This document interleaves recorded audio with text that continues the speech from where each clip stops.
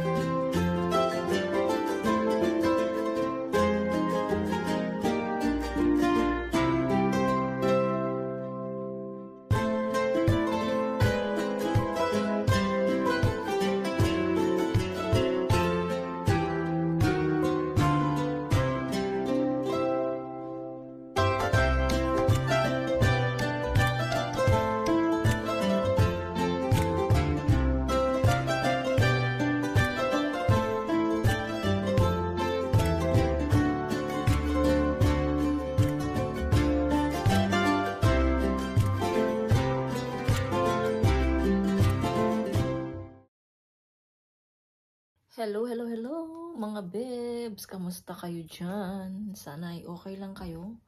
It's Friday 31. So last day na ng January. Ang bilis ng panahon. Tapos na agad yung January. So February na tomorrow, February 1. Ngayon ay back to normal tayo. Si Mr. pumasok na siya. So nakita nyo naman, ang dami kong labada at ang dami kong tinupi kanina. So, ngayon hindi pa ako nakapag-vacuum. Alas 12:20 na mga bebs. Hindi pa ako nakaluto ng pagkain namin. Pero nakasaing na ako. Di ba nakabili na rin ako ng rice, Thailand rice kahapon. Tapos, magpiprito siguro ako at saka magpapaksiw ako ng tilapia. Kasi nga, di ba nung dumating sila ate ko, ang daming tilapia na dala. So, sabi ni ate ko magtira ako ng isang piraso. So, ay ito mga bebs, binigyan niya ako ng isang pirasong tilapia na napakalaki. Ayan. Ang gagawin ko dito ay pipirito ko yung kalahati. Tapos yung kalahati naman ipapaksiw ko. Kasi bumili din ako ng ampalaya kagahapon na sobrang mahal na parang gold. 6,000 won siya mga bebs. So, magkano na yun sa atin? Kasi grabe, 2 piraso siya. So, lalagyan ko ng kalahati. Isang ampalaya, kalahati. Ay, naku, muntik nang malaglag yung cellphone ko. So, isang ampalaya, kalahati lang siya. Tapos, yung kalahati naman ilalaga ko para mamayang dinner ko. Kasi yung mga bata hindi naman sila kumakain yan ng ampalaya. Tsaka So, ay ito mga bebs, yung ampalaya na nabili ko. 6,500 siya mga bebs. Sobrang mahal, diba? Ang mahal niya. So, yung maliit lang yung aking lulutuin. Tapos, masarap din ito mga bebs. Igigisa sa sardinas or itlog, diba? Yung natitirang isa. So, ayun. Ito yung aking lulutuin para sa aking lunch at dinner. Tapos, ay talagyan natin siya ng green chili. Buti na lang, meron akong dito. Ayun ba? Ba't ayaw? Ayan. Buti na lang, meron ako dito. Saan na ba yun? Anong tawag doon mga bebs? Luya. Asan na yung luya ko mga bebs? Ang aking luya. Nawawala ang ating luya. Ito. Sa pinakailalim yung ating luya. So, ayun lang naman yung sahog. Marami akong gulay dito mga bebs. Dami ko palang gulay. Na Ito binili pa ni ate ko. O, akala niya kasi wala akong ganito. So, bumili pa siya. Pero okay lang. At least meron tayong stock. Diba? Tapos yung ano, yung parang nabili kong mustasa, nandito siya. Naku, baka masira to. Masarap pa naman tong mustasa. Tapos ito mamaya din mustasa, mga bebs. Masarap. Tapos, iniwanan din ako ng ate ko ng, ano, ng burong kanin, diba? So, ang daming burong kanin dyan. Binigyan ko nga si Merlin eh, nung nandito siya. So, ayun, marami pa rin akong buro. Ah! My God, nampisa sa rep. Okay lang yan. So, ayan, magluto na ako. Nakapagsaing na rin ako, mga bebs. Nagluto ako ng kanin sa maliit na rice cooker kasi yung isang malaking rice cooker meron pang kanin ng mga bata, yung ano, Korean rice. So, ayoko naman yun kasi hindi siya bagay sa paksiw dahil sobrang, ano siya, sobrang, tawag nito, malagkit. So, I don't like malagkit masyado. So, dito ako nagsaing, mga bebs. So, nagsaing na ako. Pakita ko sa inyo. So, buksan natin yung ating kanin. Luto na rin siya, mga bebs. So, tadan, yung ating kanin. Naglagay lang ako ng konting Korean rice para medyo ano siya, malagkit ng konti, pero texture pa rin niya yung sa atin sa Pilipinas. Ayan. Kasi itong Thailand, minsan kadalasan talaga, kapag ano na siya, yung hindi na siya mainit, medyo matigas na yung Thailand. Kaya kailangan pa rin niyang haluan ng ano, Korean rice para kahit na ano na siya, malamig na siya, hindi pa rin siya matigas. So, tanggalin natin yung saksak kasi nga luto na siya. So, ayun. Kuha tayo nito para may lalagyanan tayo ng ano, sandok. So, ayan. Mag-start na muna akong magluto ng paksiw. Hatiin ko muna tong tilapia. Ayan, mga bebs. Ready na yung ating tilapia. Ito siguro yung pipirito ko yung ulo. Tapos, ito naman yung ipapaksiw ko. Ayan. Tapos, kalahating ano, ampalaya. And then, naglalagay po ako ng bawang sa aking paksiw at saka sibuyas. Ayan. So, hatiin ko na yung ating ampalaya. Ayan. Masarap yung ampalaya sa paksiw. Sayang wala akong talong at saka tawag nito, okra. Yung okra kasi nadala ni ate ko na luto lahat, yung isang balot. Hindi ako nagtira ng ilang piraso. Pero it's okay. Masarap din naman yung ampalaya sa paksiw kasi nilalagyan talaga ng ampalaya yung paksiw, di ba? Tsaka yung talong. Hindi ako nakabilan ng talong kasi hindi pa kami nag-shopping. So, baka sa Sunday, kaya lang wala na akong isda. So, ayan, dinamihan ko yung luya para mawala yung langsa ng ating isda. Pakukuluan ko muna yung tawag nito, yung luya sa suka bago ko ilagay yung isda para lumabas na yung ano ng luya. Ayun. Kayo, mga bebs, paano ba kayo magluto ng paksiw? Share nyo naman dyan kung paano kayo magluto ng paksiw. Kahit anong paksiw, mga bebs. Di ba may paksiw ng lechon paksiw, di ba? Sarap yan. Kaya lang, wala tayong lechon eh. Gusto ko mag-try ng lechon pero parang matrabaho, di ba? Kaya wag na. Tsaka hindi naman ako mahilig sa lechon eh. Alam niyo na, hindi ako mahilig sa baboy, sa taba. Mahilig ako sa baboy pero hindi ako mahilig sa taba ng baboy. So, at tsaka hindi na ako pwedeng kumain ng matitigas na katulad nung balat nung lechon. Hindi ako pwede niyan dahil yung aking panga ay may diferensya. So, ayan, isahog. Ilutuin ko muna to, mga bebs. So, ayan, mga bebs, na isalang ko na yung paksiw ko na sabaw muna. Pakukuluan ko muna yan bago ko ilalagay yung ating isda. Tapos, naka-standby lang dyan yung ampalaya, tsaka yung sili ko. So, yung kalahati mamayang gabi na to. I-steam ko lang yan o ilalaga para dito sa ating prito. Ito pala yung mga mustasa ko, mga bebs. Yung mustasa dito, hindi naman siya maanghang na gaya doon sa atin sa Pilipinas, 'di ba? Yung mustasa sa atin, mga bebs, medyo maanghang siya. Dito naman amoy mustasa pero hindi siya maanghang. So ang dami. Bumili ako ng 3K na mustasa. Baka tanungin ko si Merlin baka gusto niya ng mustasa para mabigyan ko siya. May pasok na ba si Merlin today? Meron na siguro siyang pasok, no? Kasi si ate ko may pasok na eh. So, ayun, mga bebs.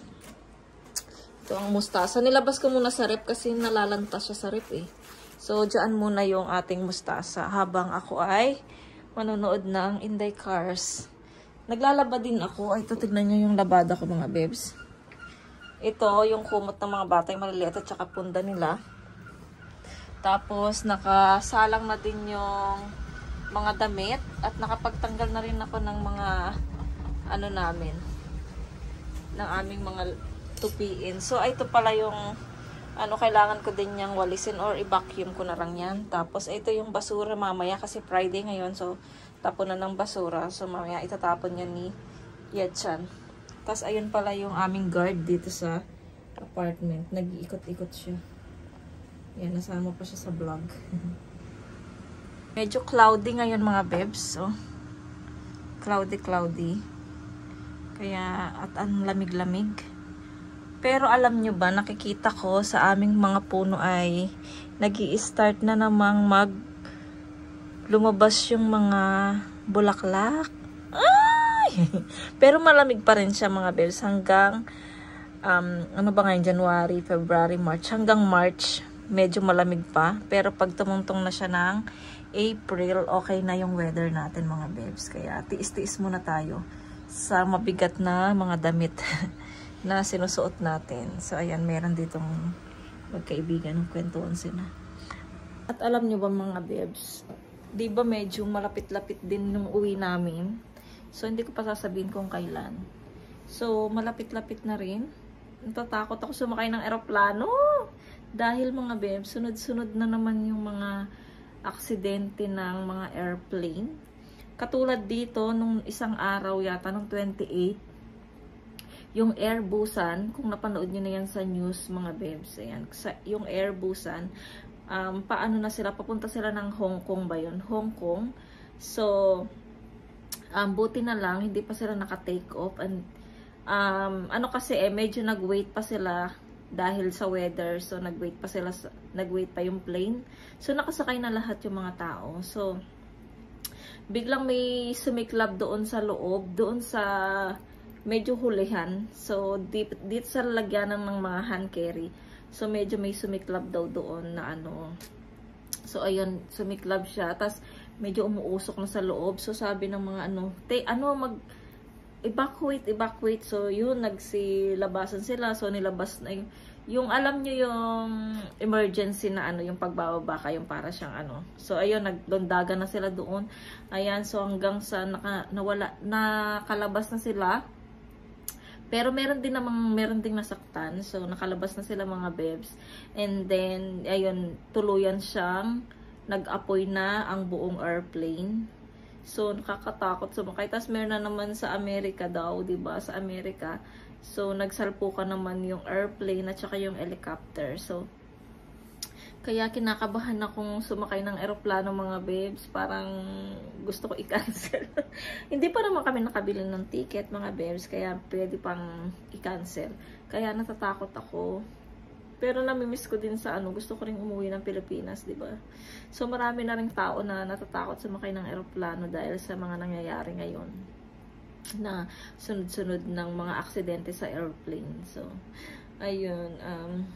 Sana, at saka yung aking pakiramdam kasi, mga bebs, yung alam nyo na, yung aking hilo, at saka yung nervyos, ganun pa rin. So, pag nandun ako sa airplane, hindi ko alam kung ano yung magiging pakiramdam ko. Kaya, medyo natatakot pa rin ako. At ano, kahit na, alam nyo ba, kahit na nakasakay ako ng sasakyan namin. Minsan, dumarating yung time na nininervyos ako na wala namang dahilan. So, ganun yung pakiramdam ko. At saka pag kumakain kami sa resto, alam nyo ba, nung naggala kami, yan, pag kumakain kami sa resto nun, parang gusto ko nang matapos kumain, para gusto ko nang lumabas at tumayo. Ganon yung feeling ko. Pag nandoon ako nakaupo na matagal kumain, tapos yung mga kasama ko matagal din kumain, kailangan mo din silang hintayin. So, ayun, lumalabas yung nervyos ko mga babes, yung hindi na ako mapakali. Ang namamawi sa akin yung mga paa ko mga babes. Ayun, ganon yung, ewan ko, ay, nakakaano mga babes. Kaya, tapos 4 hours yung biyahe namin sa airplane na nandun tayo sa Impapawid. So, hindi ko alam yung feelings ko. Dati nangyari na yan sa akin. Hindi ko alam kung dahil ba sa panganganak ko to mga babes. Kasi, nung unang panganak ko kay Yetchan, ganyan yung pakiramdam ko. Yung namamanhid yung buong katawan ko. Tapos, yun, basta manhid, tas nervyos, lahat na mga babes, yung pakiramdam ko noon kapag nanganganak ako mga babes. Tapos, nung umuwi din ako ng Pilipinas, nanganak naman ako kay Yeram noon sa Pinas. Ayun din, nung ipapacheck up ko lahat yung bone, ano ba yun? Yung baby pa lang, yung, di ba, yung born screening ba yun? Ayan, nung ipapaborn screening namin si Yeram noon, papunta kami doon, nakasakay kami sa motor, nasa likod ako noon, nakaangkas ako sa tatay ko, tapos yung anak ko si Yeram, tsaka yung mama ko, siya yung tigabuhat kay Yeram noon. Ayun, biglang sumumpong noon mga babes, biglang akong namanhid na naman yung buong katawan ko. Tapos, ayun, tapos tinigil ni papa ko yung motor, tapos nag-relax ako, tapos hinilot-hilot ako ng nanay ko. Yung ganun ba, mga babes, yung pakiramdam ko na ganun. Paano kung nandun ako sa aeroplano? Anong gagawin ko? Tapos buti nun maging okay na ako noon. So, nakabalik na kami ng Korea. Buti hindi, siguro 2 months pa lang si Yeram, bumalik na kami ng Korea mga babes. So, buti na lang nung nandun kami sa plane, hindi sumumpong yung ganung pakiramdam ko. So, okay naman yung pagbalik namin dito ng Korea. Tapos nung, di ba, nung umuwi kami ng Pinas, mission, so okay naman yung pakiramdam ko. Tapos nung bumalik kami ulit dito, okay naman. Tapos nung bumalik na naman kami ng mga bata, kaming 3, so 2 months kami doon, di ba? So okay naman yung pakiramdam ko. Pero minsan, ang ginagawa ko, inaano ko lang yung sarili ko, yung inaaliw ko siya. Kunyari may ginagawa ako, yung inaano ko yung isip ko. Tapos, pero naiisip ko yung kailan ba ito bababa, kailan ba ito lalapag, yung gano'n, yung pakiramdam, hindi ko maalis sa isip ko mga babes. Kaya ngayon, kaya iniisip ko yung pag-uwi namin, kung matutuloy ba ako or hindi, ewan ko. Pero gustong-gusto ko talagang umuwi, lalo na free yung ating ticket, di ba? So, sayang din yun. So, pag-iisipan ko mga babes, medyo matagal pa naman. Medyo matagal na malapit. Kasi ang bilis lang naman ng di ba? Ng panahon, tingnan mo, February na bukas. So, ayun. So, ewan ko ba. Ay, pero next time na natin pag-usapan yan. So, magluto muna ako, 1:00 na 2,000 years later. Kain tayo mga babes. Ito na yung pagkain ng mga bata. Itlog sa kanila. Tapos yung soup nakagabi, tas kimchi. Ayan, tas ako naman ito, paksiw. Niluto natin paksiw. Tas naglabas ako ng burong kanin. Tas patis. Tapos naghugas tayo ng konting mustasa. So, ayan yung ulam namin. So, kakain na muna kami mga babes. So, samahan nyo kami. Pero, i-time lapse ko siya.